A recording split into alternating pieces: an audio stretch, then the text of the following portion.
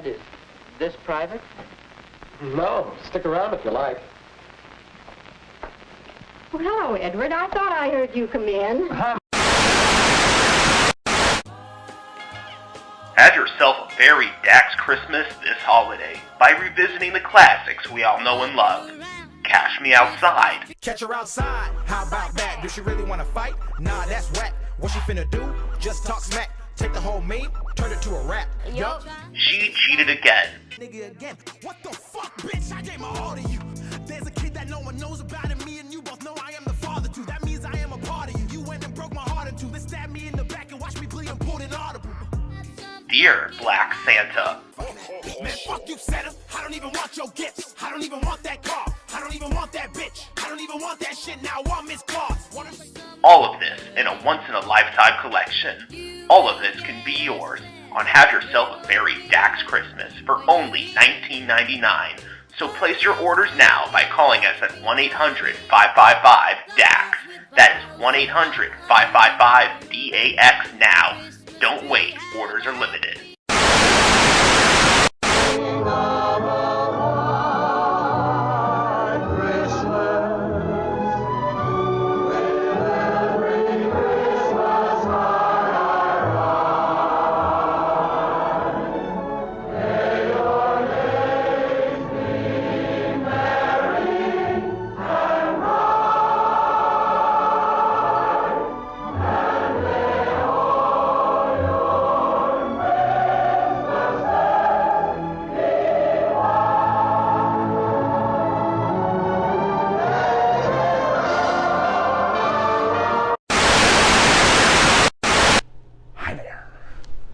I have a bit of hyperdaxation, if you will.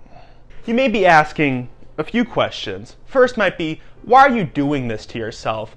That one I'm having trouble with, so get back to me on that. The second is, who is Dax? Well, I'm sure, okay, you asked. Denya Nuwasu, which I'm factually pronouncing correctly. Do not correct me. As a Canadian, Nigerian, American, independent motivational rapper, famous through various viral songs released over the past 5 years or so, give or take, gradually building a strong online fan base for his, what he would call, inspiring positive message, with musical styling similar to that of Logic, NF, and Eminem post-Rap God output. There, you don't need to look up on Wikipedia. I summed it all up for you, and that's all you needed. Then just log off, because I'm about to dive headfirst into the reason for my seasonal depression.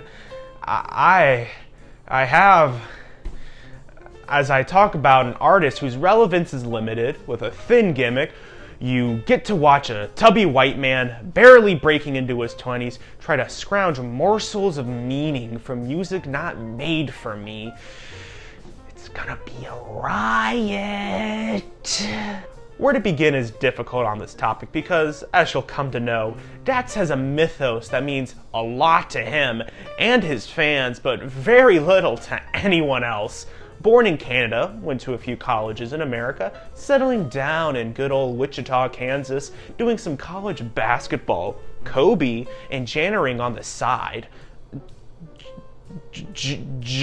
Toby. He started doing poetry and motivational videos during his time as a janitor, moved into rapping gradually through his friends saying, yo, you're really good at this poetry shit, and then he graduated from college. Good for him. He continued his rap career in LA, and while yes, I am summing up a man's entire adult life into a short paragraph in the same way I could describe the Bible as the Romans killed a carpenter, or so they thought, to try and deflate his own worth, but it's not my intent to devalue his achievements, as realistically, these are rather impressive in this country. It's not a lot of people can say they graduated college or even that they played basketball at a college level, and not a lot of people go from making fucking minimum wage to performing at Rolling Loud.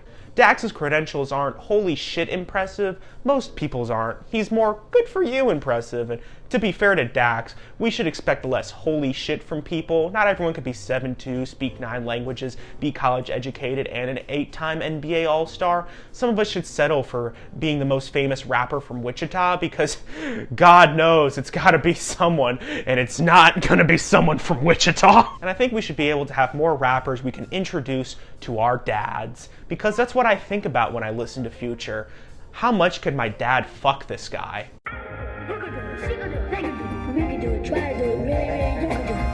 Now, I won't go any further without further expounding on what Dax is. As I mentioned before, Dax started as a motivational speaker and poet. You can find a few re-uploads of them on YouTube, and I assume there's more of them either on his other accounts or personal social medias, but I can't bother to find them, as I'm personally too cynical to get anything from this type of content. We'll get more into that later, but to get this here, if it jingles your jangles, I'm happy for you. And credit where credit is due. What this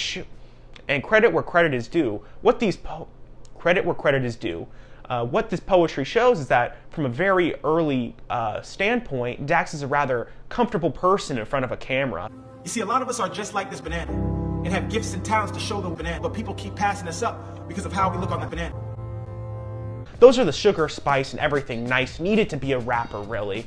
In some of his earliest songs, his poetic cadence actually comes through quite a bit, most outwardly on his first upload to his YouTube channel, being a spoken word piece with a light verse over the one dance beat. His follow-up, Black in America, though, would step quickly more into rap, and after that, that's kind of just the end of his career as a poet. Daniel's dead, long live Dax. His first song after shedding his poet's flow would be Hilly, Hilly, Hilly Clinton. Don't forget the 3 Hillies. Hopping on the Timmy Turner beat to talk about the 2016 election. Yeah, it's one of those. Sonically, Dax does nothing to change the original melody and strips away everything that makes that song good. Designer's lethargic delivery gives that track a lumbering menace that Dax just kind of refuses to deliver. Needless to say, the song's bad, but what's important is this is the start of the first in a series of tracks, because Dax is a bit of a theater kid with a tact for the dramatics. As his start was on YouTube, and nearly every song he makes has a music video attached. It's actually quite rare when it doesn't. Dare I argue, music videos are as core to Dax as a musician as they were to Michael Jackson.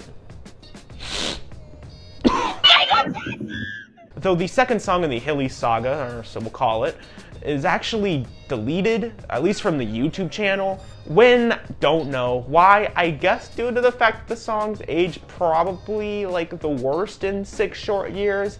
Bad and Bougie remix that covers the Russiagate scandal. That's just kind of a lame fucking concept. For the overarching plot, in the end of Hillary Clinton's video, Dax used his passports to go back to Canada, which was the lamest fucking joke from that election. But shout out to Ken Bone. We remember Ken Bone, don't we? I'm a Ken Boner. I love fat people in sweaters. My self-image has always been very, very poor.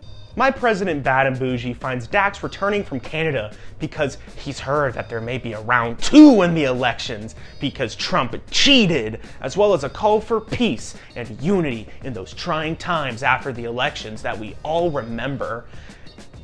In the end, he ends up walking from the airport to go save these United States of America. Now, I'm actually unaware as to when the original upload was, but as of the re-upload, the Charlottesville Unite the Right protest was only a few months away. So, needless to say, I don't think Dax's message broke through. So while the Hilly arc wouldn't achieve its lofty goals of world peace and political tolerance, it would start Dax's tendency towards continuation. Music videos that lead into one another with song topics that follow each other's thematic footsteps. I can compliment him in that I find his habits interesting, I'll say, and I think it's what helps Dax maintain his fan base in the same way like a soap opera does, hammering in as many as the same themes, refining his topics and tracing over his old lines a lot. Now, I'm not going to act like he's the only artist to do this. Hell, he is even the first within his own niche. Look at Hobson in the Ill Mind series. Though I do find many of Dax's very, very specific combinations of quirks and isms to be uniquely him, and what he chooses to revisit is quite telling actually to a lot of his character, though that does come with further exploration of his series.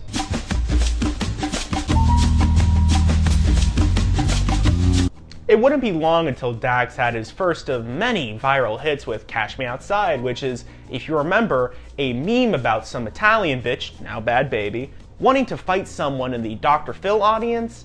Yeah, we're gonna have to deal with a lot of mid to late 2010s bullshit if you couldn't tell already, but just moving past that, the song is fine! The interpolation of the sound clip into the chorus does the bare minimum.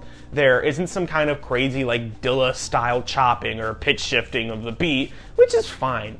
And I'll save my thought on Dax's beat choices for later, but what I'll say for now is he chooses beats based on how they can facilitate his bars. That's the attraction after all. It's Dax's flow, vocal inflection, and rhymes, which is, in this song, are all about Mrs. Bragoli and his infatuation and respect for her young, free-spirited mind, her ability to say what she wants, despite what the haters gotta say, and to capitalize on her viral status to propel herself to further heights. In this way, Dax is much like Nostradamus, or should I say Nostradamus, as Danielle Bragoli further rise to coveted status of niche internet micro-celebrity, someone who will pretty much like always have some level of background relevance that may or may not rise further than, say, a middling placement in the music charts or being that week's TikTok trend with just enough clout to orbit around people more famous than you. This is starting to sound like someone I know. Overall, though, the song isn't much more than a product of its month of the year.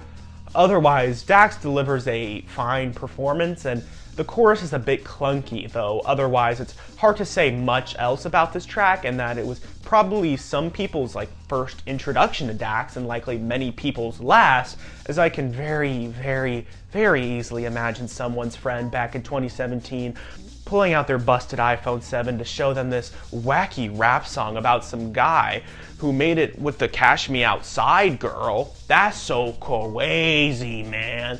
What the fuck happened in 2017? What the fuck happened in Jesus, that was a bad year. Nothing happened. Though many of Dax's sonic staples can be easily tracked this far back, lyrically, his focus on outside subject matter pretty much dissolves, as most of what Dax writes from here on is more about him with the occasional diversion into politics and motivation. Though Hit 'Em Up, one of many Tupac remixes, is his Magna Carta of sorts, and I ain't talking Hove. Dax's approach to this point has suggested a type of lyrical spiritualism and mumble rap is mumble crap view that he holds in regard to hip-hop, but this Hit 'Em Up remix makes it very much vocal. While a short jab at the beginning of the song, the track is mostly Dax espousing about his prophetic visions of Tupac visiting him in a dream and telling him he's the future of the rap game, that he must take the mantle as its savior. As for the track itself, you don't outdo Pac, period. Dax may be a motivated guy, but just comparing the rants these guys have at the end of each of these versions of the song, it just kind of tells you where both of these men were and I guess are at. Again, Pac had a revolutionary fury in his gut and real, genuine hatred. Just when you think the rant is over and Pac has a fucking second win and keeps going, that's just nuts. Put up the TikTok. With us, you little young ass motherfuckers. Don't one of you niggas got sickle cell or something. You fucking with me, nigga. You fuck around, have a honey. You motherfucker. Whereas Dax is a little playful and confident and knows where to end the rant. While Dax has got to know you can't reach a fraction of the energy Pac had in his prime, which is what I'll say to the rest of his Pac remixes. They are a large part of his discography, but can only pray to reach 1% of what the originals were. Past that, my issues with Dax going forward as an artist and the way he positions himself as an anti-mumble rap guy, where the obvious hypocrisy lies in that as of this point in his career, he's remixed 2 designer songs, Bad and Bougie and Mask Off, all of which would be by his own standard and the standards of the time mumble rap. Looking past how much I do hate the fucking term mumble rap and would argue no such thing exists, the frequent argument you get in response to this would be something along the lines of like, I like the beats of mumble rap songs, but I don't like the rapping, which you may as well be calling someone the N-word. That is racism. And you see this in Dax's comment section a lot. Posts along the lines of, finally, someone making something real out of these beats, and the ever so classic 0% girls, 0% cars, 100% talent. Man, if I had 100% girls and 100% cars, fuck 0% talent. You get what I'm saying? I don't get pussy and I am desperately lonely. I'm in my apartment alone right now. I have neighbors with children. Now, it's okay to enjoy a cover more than the original, and it's fine to make a seemingly accessible cover to a song. Most people like Johnny Cash's cover of Hurt more than the 9 Inch Nails original, and that's mostly due to a fact of knowledge, but it's also fundamentally a more accessible song with its shortened length, removal of the industrial edge of the original, and both are equally valid and both are stellar songs. But if like fucking Zombie Johnny Cash roses from the grave today and were to suddenly say his version of Hurt was more substantial than the original, you know, zombie Hurt, the extent to which they can. They are a bunch of ghouls. And that framework was good, but Trent Reznor's voice and intent was somehow lesser, I would take issue with that. Now Dax never says any of this directly, and chances are he doesn't personally believe this. He made a tongue-in-cheek song about Designer and how people think they look alike, and there doesn't seem to be any genuine malice against Designer as an artist or really like any other of these mumble rap artists that he covers. Though the fan base that Dax has cultivated and the image he projects suggests, you know, exactly how you should treat these styles of music, and it's with that lesser mindset. So listen to the beat and take a ride.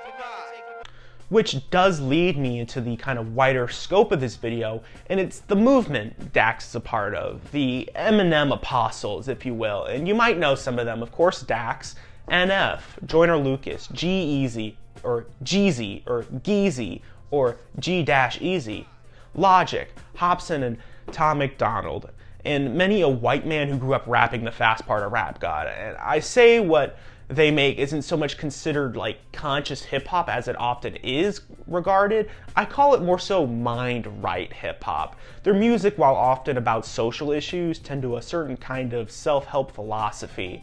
Some more than others, of course, but the point is they are far less about things such as the black struggle, colonialism, racism, and while all of that is there to a certain extent, again, we've already discussed some of Dax's place in that, but due to the greater whiteness of the sphere, at least relative to the rest of the industry, the music tends to a more insular approach, with the politics reflecting a more center and right of center politics. Again, exceptions. Pretty sure most of these guys would be more personally liberal. I'm just trying to point out the alternate tendencies that are within this scene. But personally, it's hard for me to see Tom McDonald being produced from the same sphere and line of thought that could produce something like Fear of a Black Planet, considering the fact he could barely handle a black country. Arbitrarily, this distinction arises between rap we would consider insightful versus rap we would consider corny, with that line being blurred and really just kind of dependent on who you ask. One man's insightful is another man's corny. To a lot of people, Public Enemy can come off as pretty corny nowadays, so that's not the merit I usually go by, more so in those previously mentioned ones, the separation in the philosophies combined with a far different ethos musically. Besides the individualist and motivational nature of many of these rappers' bars also contains a certain separation from blackness and the issues therein, even amongst the scene's black artists. Now, this isn't to question anybody or any artist's blackness. Fucking look at me, okay? The only thing I should be questioning is what kind of boat shoes I'm getting in my stocking this year. The thing is, though, I can't help but notice artists like Joyner Lucas and his most popular songs tend to deviate from insular black issues, though when those topics are approached, like one of the scene's biggest tracks, I'm Not Racist by Joyner, it tends to be a both sides dissection of the issues. The song literally opens with a racist stating his views on the ills of the black community, with the song having to dispel myths of blackness and then defend it, while ending with a conclusion of, we should get over our racism and pay attention to the real issues because we are all human. This should sound familiar to Dax's early political songs, that kind of both sides cop-out, and a neglect of the role racism can play in our society still. Plainly, this is not the perspective other conscious rappers come from. While they may speak on ills of the community, I'd argue that's the core to some of the greatest conscious hip-hop projects ever. It's just that fundamentally there is also, in equal measure, if not more, a love and adoration of blackness and all that encompasses within it.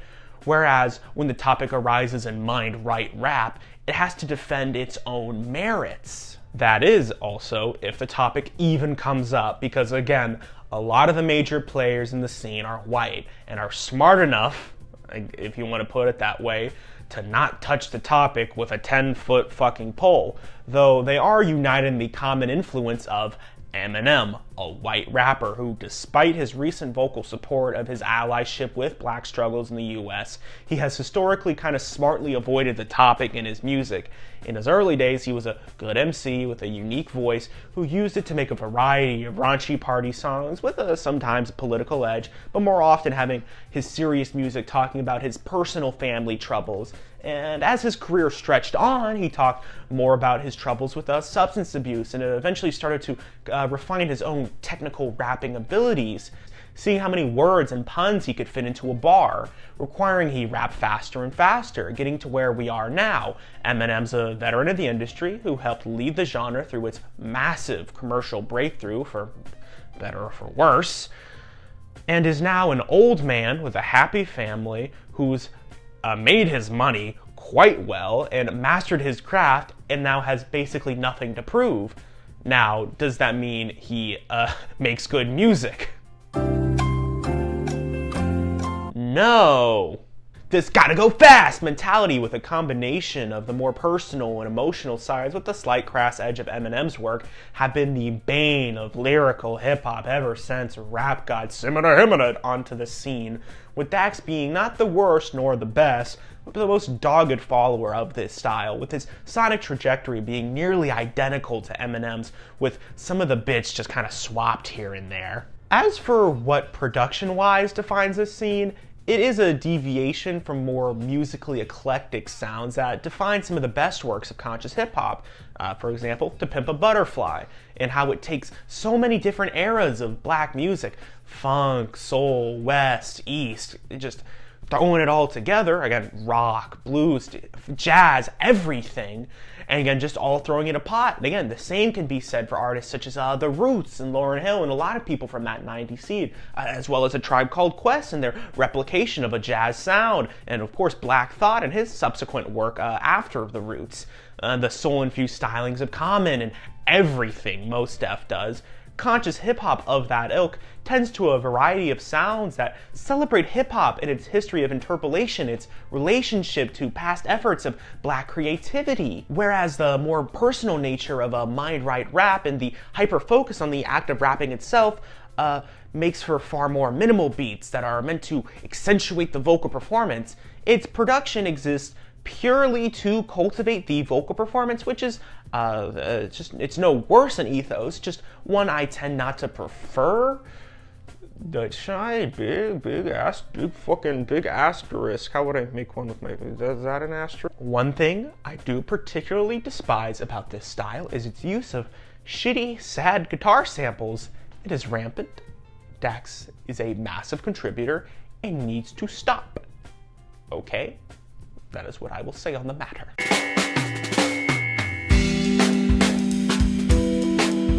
Now that we've laid out the puzzle, let's get back to Dax. As we've left barely into his burgeoning career, let's jump around a bit to try and form together a few of Dax's other tendencies, starting with another series of his, the Cheated arc, where Dax talks about his experience being cheated on, while the first in the series, She Cheated, is a remix of Look at Me that carries all my same previous complaints as the other remixes he tends to do. The sequel is named, get this, She Cheated Again, which seems to speak on the same incident over an original beat. The song has a raw honesty to it, even if it's a bit corny with its opening preamble talking about how much he's been tossing and turning on making the song, with the video opening with this extended skit of him talking to his ex and letting out the best, "Film bros have conditioned me to think that screaming is good acting. Gah! There will be blood! Bah! The Blade Runner!" yell. And then sitting in his bathroom with a bottle of Bacardi and a gun, which as a Cuban American, I would personally consider that a great start to my day. That you went and fucked the same nigga again?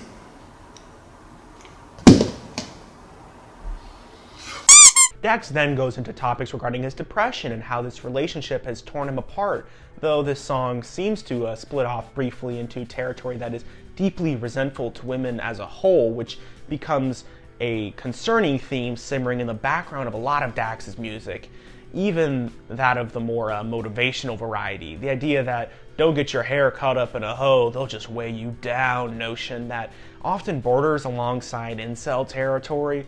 From all the information I have, Dax just doesn't seem to be on that wave remotely, and frequently works with female artists, as if that's the only metric, and he does seem to care genuinely a lot about men's emotional health in ways that are past lift and ignore women. I'm not claiming Dax is someone alone with these ideas, or the only person to push them, as unfortunately, this just kind of is a common theme in hip-hop, one pushed by rappers far bigger and far more influential than Dax.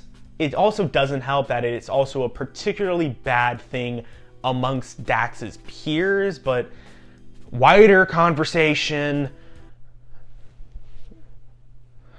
My issues arise more so in that it may help reaffirm already held negative beliefs regarding women that his fans definitely have if you read the comments section, that may have been instilled by some of those peers.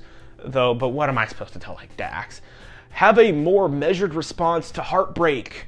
Taken both sides of getting cheated on. I may be a prick, but I'm not a cunt. I'll be the first to say I'm likely overblowing this issue. Ideas like this are held casually because of cultural reasons, and I can only blame an individual so much until I'm ignoring the whale in the room, because we live in a large social group sharing the same spatial territory, that being the US and Canada, whose dominant cultural expectations tend to a lower view of women. I ain't gonna use the S word. The rest of the She Cheated series devolves into mopey heartbreak tracks and My Heart Hurts and I Need a Break, which at this point have removed themselves from the real hurt of that breakup that Dax had experienced.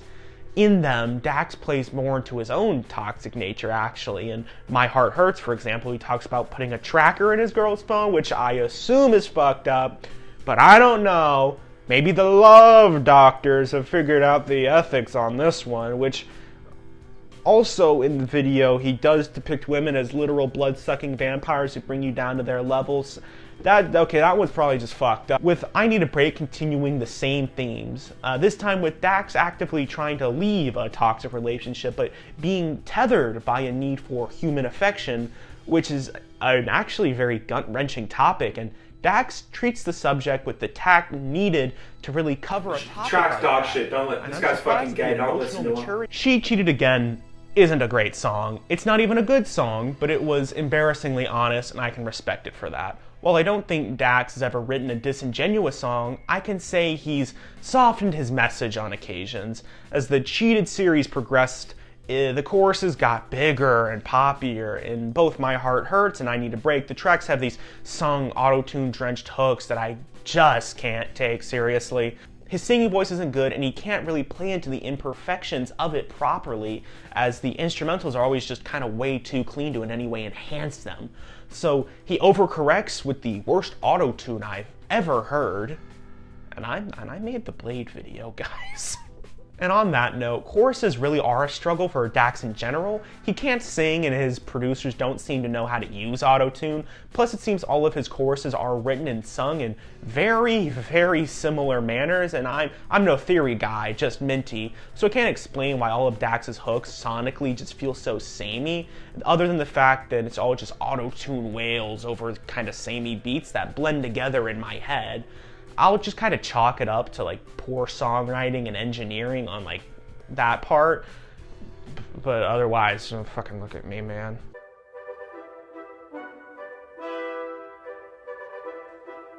Now, I'm sitting here and I'm really dissecting these songs, and you may want to go out of your way to listen to some for some good old so bad it's good action. But heed me now, citizen! I pick apart these songs, not because they are deep, but because there is so fucking little to talk about. I need to ration out everything I'm being given here, man. Listen, I have been working on this video for months, listening, re-listening to Dax, watching interviews, and getting cursory knowledge and all the people who I barely touched in this video, just to better understand Dax himself.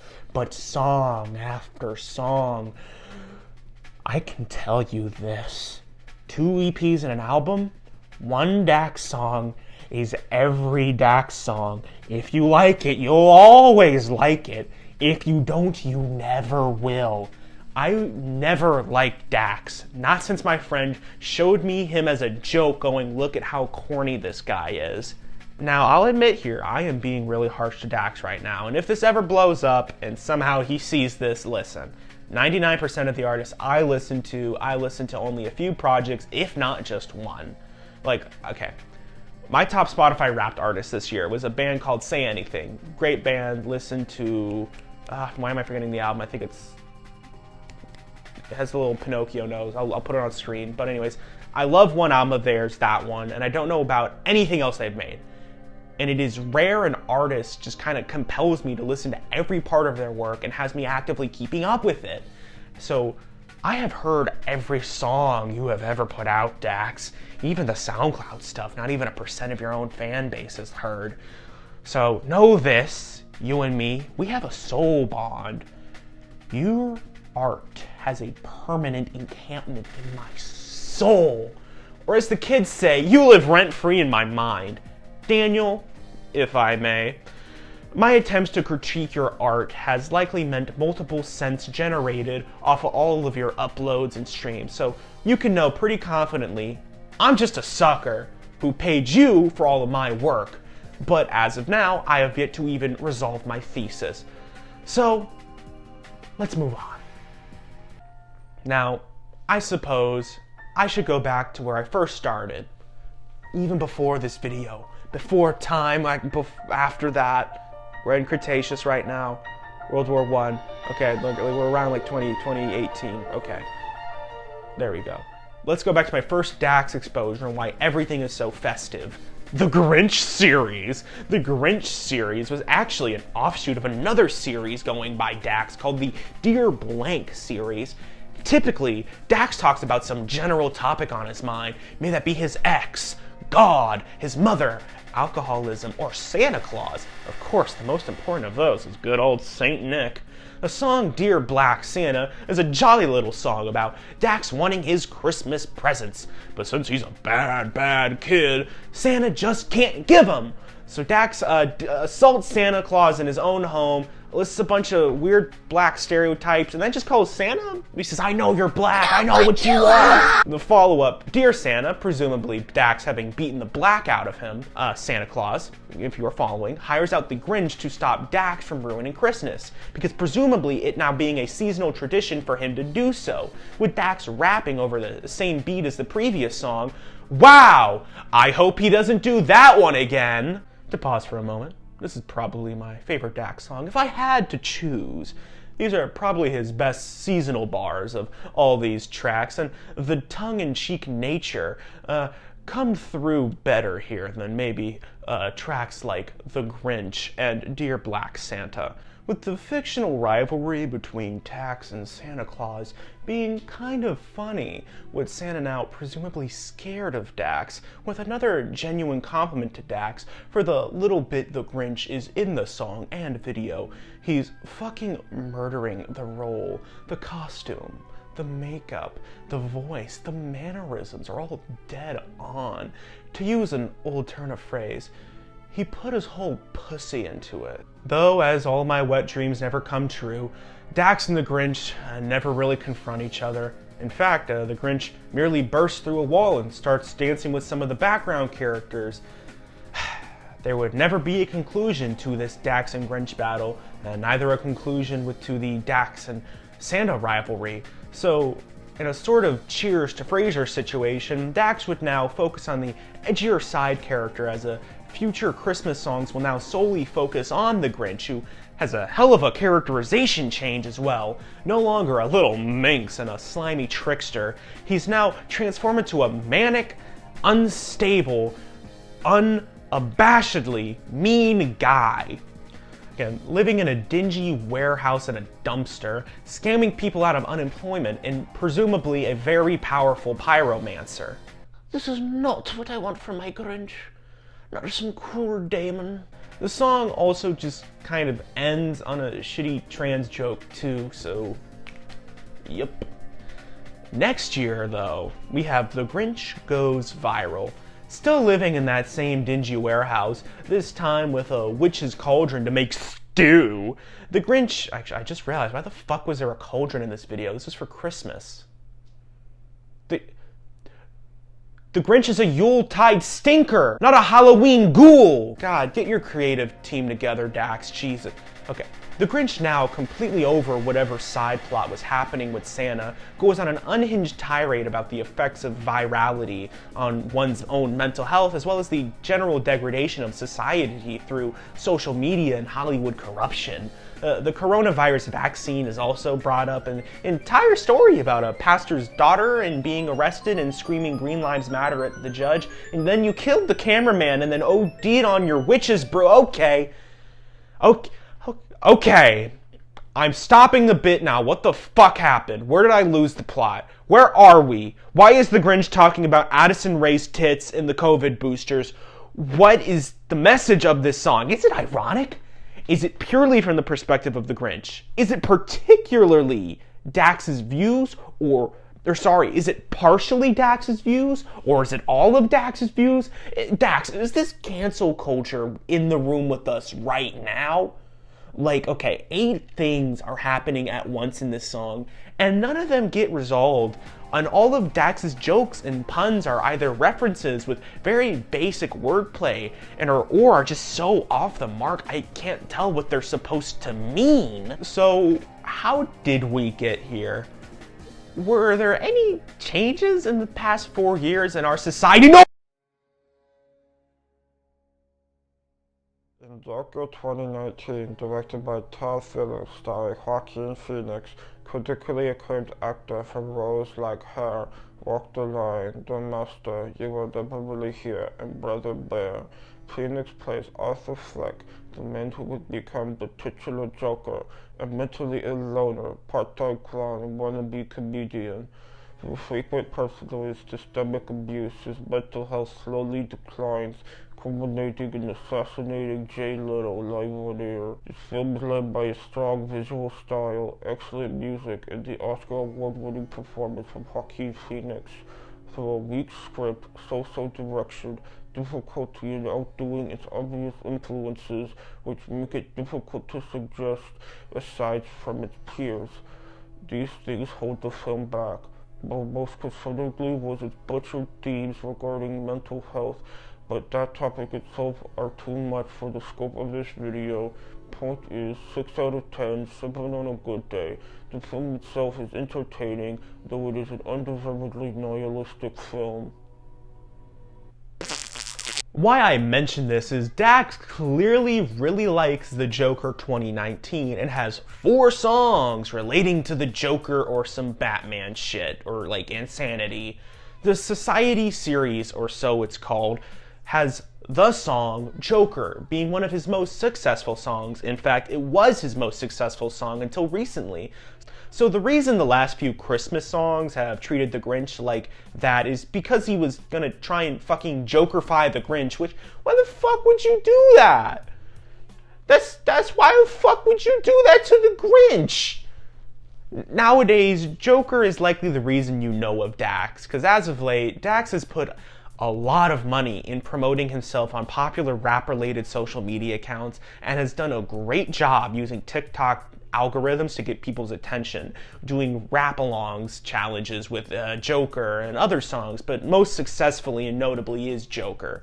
The content of almost all of the songs in the Joker series, again, are cyberbullying, depression, imposter syndrome, but the use of the character of the Joker as a really shitty stand-in metaphor for poor mental health is just, in general, it's just something we gotta stop doing, particularly just us men who do that the most, and weird femcel women who, I'm not even, no, that's just a can of worms. I'm not opening those gusanos. The only Joker we should strive to be is fucking Cesar Romero, our Cuban king, who was a goofy guy with plenty of gaps to share with the world. In general, the songs, much like Joker 2019, are poorly written, and Dax is playing a dangerous game using the Joker as an analogous to his own struggles with mental health, creating this association that to be depressed is the same as being a murderous sociopath with no grip on reality. While there has to be a level of satire in claiming that online harassment leads to this type of behavior, I still don't find the joke funny.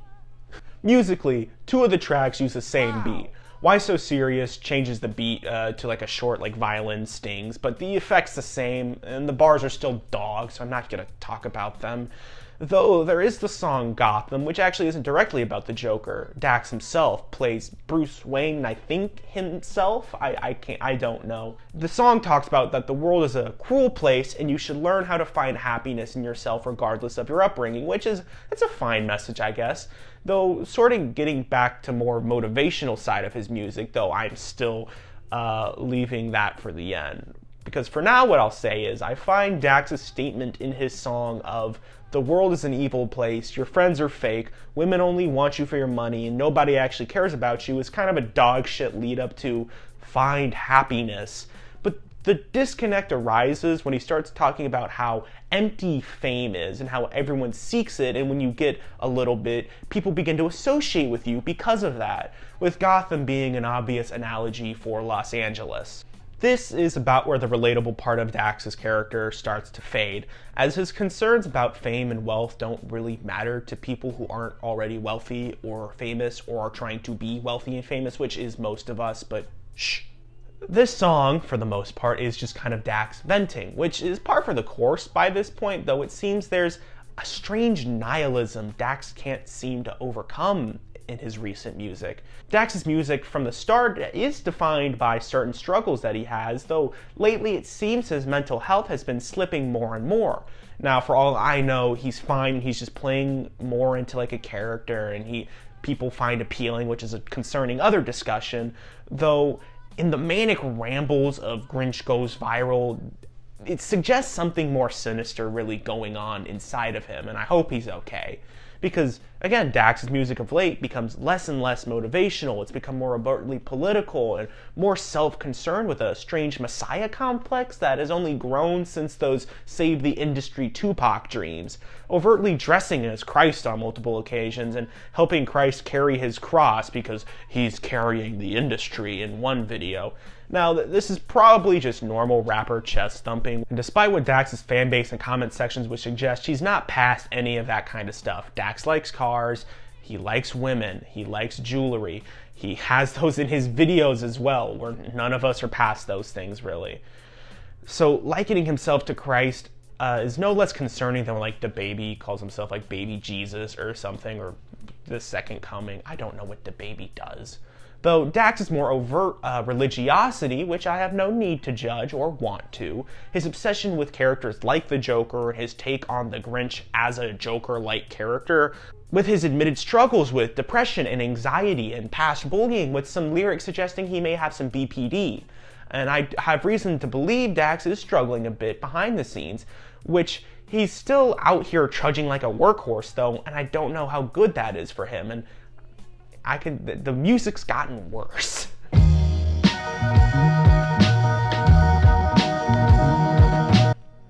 Though, let's look at Dax's motivational work. Let's get to the bread and butter, which can be found in the Self-Proclaimed series, which usually surrounds Dax's belief and affirmations and visualizing his goals to make them reality. So let's take a look at the latest in the series, Self-Proclaimed 4. As he says in the song, this is motivation. So let's really delve into what Dax has to say on the subjects of actualization and realizing your dreams. 5 minutes later. Oh dog, I've just been sitting here for like 5 minutes. I told you everything there is. That's all he says. Okay, in sum, every self-proclaimed tract, everyone is, if you think you will do well, you will do well. If you tell yourself that every day it will happen, the evidence for this is that I am Dax, who is a moderately successful person. Throw in a couple of work hard, don't slack off, and ignore the bitches, you get a sum of Dax's motivational ideology. The reason I'm being more cynical about this is because I am more cynical about this. I am extremely averse to this kind of motivational speech. And if it works for you and allows you to fulfill your wants and needs, God bless you, genuinely. It's just my issue is that the immediate thing this type of hustler mindset leads to is the idea that if you work hard and don't see success, it's either that you need to work harder or you weren't working hard enough. Thing is, no matter how much a single mother working 3 jobs trying to raise 2 kids envisions a condo in Malibu, chances are the most she's getting is a budget trip to Atlantic City. This isn't to say Dax's success is purely through luck, quite the opposite. Despite all the shit I'm slinging, I do think Dax is a talented person and a smart businessman most of all. I do think that hard work has a role to play in success, but in the end, fortune favors the few. No matter how many months I put into this video, chances it makes more than 100 hits are few. Sure, I can try and game the system and shill this video and try to find connections to propel this video further outside my circles, though that's not what I make art to do. This isn't just content, it means something to me, to people who care about me, and I hope for others to feel just 1% of that care and to be moved in some manner by this expression, may that be through agreeing and disagreeing with my takes, by being offended or laughing, really just feeling anything at all other than just the mindless consumption that so many, including me, have been conditioned to do, and it's something that this video will likely be doomed to do. So, while of course I would love to make 1 million views, I likely never will. But my issue with actualization is if tomorrow my Blade video made 1 million views, then actualization worked. I wanted 1 million views, and no matter how it happened, it was the will of the universe. Actualization, it is something that even when it is wrong, even if I spent every day praying that my channel had 1 million subscribers and died without ever seeing one, it wouldn't matter. Because someone who prayed for it and lived my dream must have simply wanted it more than me, with my failure being wiped away by history. That's the kind of thing, to me, that's dangerous. It's snake oil that the United States would wage a 20-year war over. It's convincing people all you need is a want and a Protestant work ethic, and that failure is just a fault of not enough want. That's how you atomize a society and quell ambition to better the world. I don't think Dax believes all that. In the sense, he genuinely believes that he actualized success. What I do mean is Dax preaches all of this in good faith, and he still pushes social messages on the occasions that are very much, hey, let's change society for the better. Though I do think it's all with a healthy dose of unaware hypocrisy. And we're human, it's fine to be a hypocrite. I'm not trying to, degrade him with that. Though it doesn't help when you're working with fucking Tom McDonald. And okay, I think I've been charitable to Dax a little bit in this video. I think where I've shown respect. He seems like a nice guy at interviews, and the ego seems to be more of an act. Though, let it be said, Dax is a good-looking guy. Hey, your fucking hashtag gym goals, dude. So let me get this out of here for a second. Ew! Like, I'm not good looking, okay? I'm not gonna pretend I am, but Tom McDonald, that guy's butt fucking ugly, right? Like, he could have been a hot alternative guy in like a metalcore band, like all tatted up like that. But all the racism he's been smoking really did a fucking toll. Like, yeah. It's the braids. They don't look washed to me. Yeah. It's so greasy.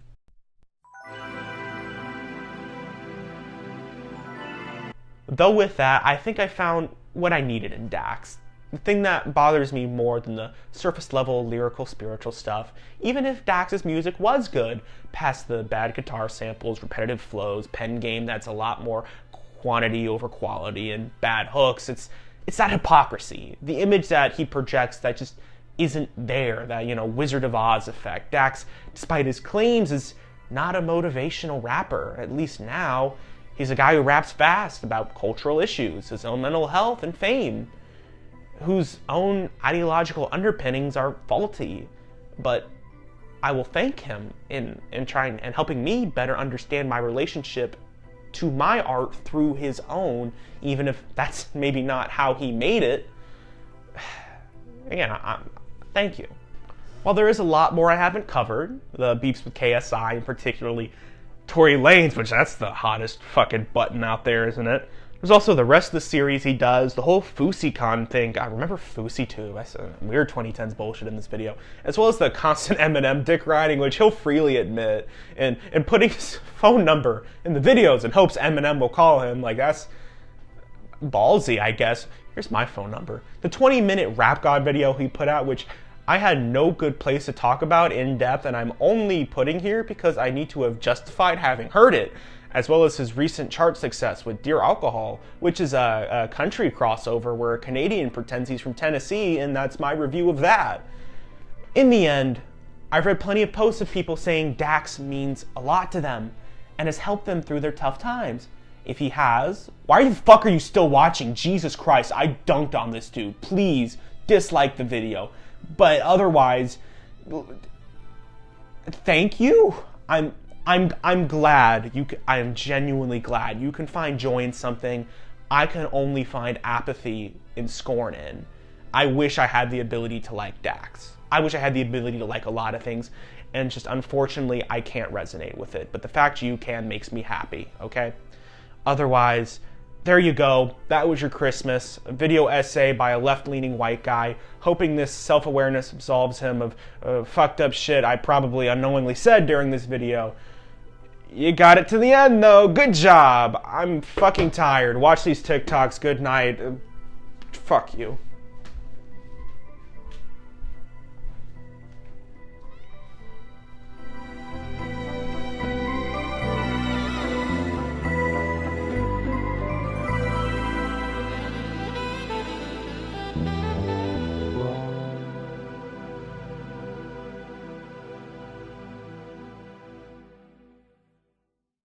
It's coming along smoothly. I think I might come in my dad.